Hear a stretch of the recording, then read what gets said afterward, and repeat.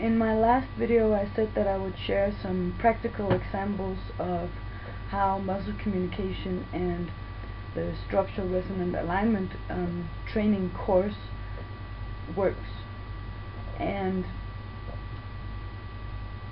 it's interesting because it's so clear to me now, after having participated in about 2 months, 2 to 3 months, is that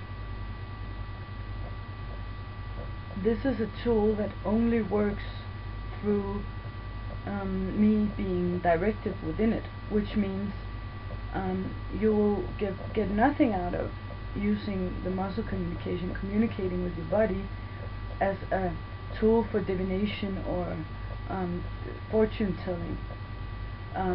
The whole point is that you realize that all the information about how you become who you are, how we have created ourselves, already exists within us, and that a lot of the patterns we exist through and are controlled by they exist on an unconscious level, which means that it's, for example, something that we programmed or was programmed into us when we were little, and thus we're not even aware that we were living as this pattern, and at the same time we have fully accepted it as who we are.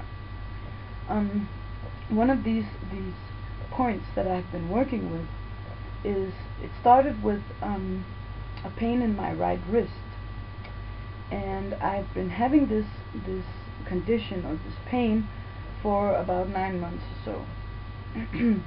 Ironically, it started when I started this process of self-honesty and self-forgiveness, and writing out my entire life experience and how I have become who I am today, or who I have defined myself as.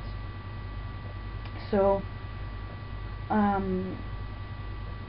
I kept experiencing this pain in my wrist, and I went to the doctor and I got a diagnosis, and it didn't really help. I read some articles about structural resonance on the Destiny form, which was really cool,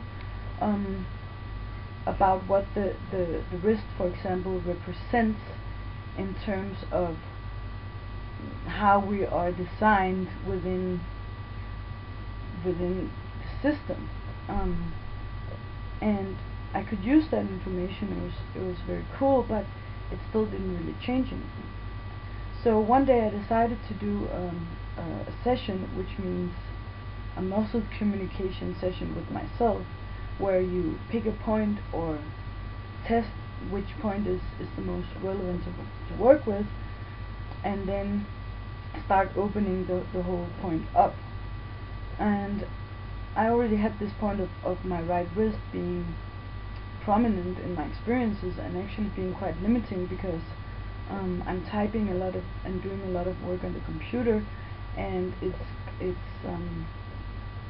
it's uncomfortable when you're in pain the whole time, writing, for example, or typing.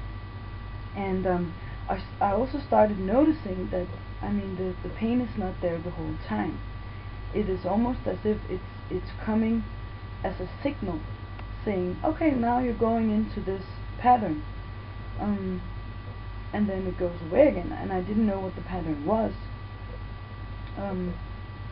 except for what I have read in the articles about structural resonance, with the wrist being a point of both of inferiority, like the complete inferiority, the world, existence, my life is being done to me and I have no power whatsoever, and the point of wanting to understand, why am I here, what are we doing, all of that.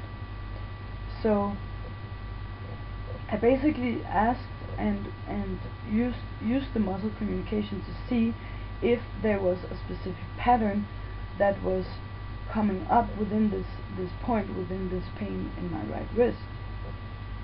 It tested out as a thought pattern. I have a list of patterns to go through, and the thought pattern that came up was, it won't make a difference in the world if I change myself. Okay, so I started looking at that point. What does that mean? basically what I found within it is that it means that I don't trust myself, for one. I don't trust that I am influencing or that I'm relevant in this world, and at the same time it also shows me how I'm existing within this point of self-interest, where all I see is my own inadequacy. Constantly working to make myself better, and within that not seeing anything or anyone else besides myself. And another point within this is the point of actually changing, that I've been experiencing a great struggle with changing myself, and suddenly it became clear, wow, there is this tested out as unconscious or latent belief in me that if I change, it will make a difference.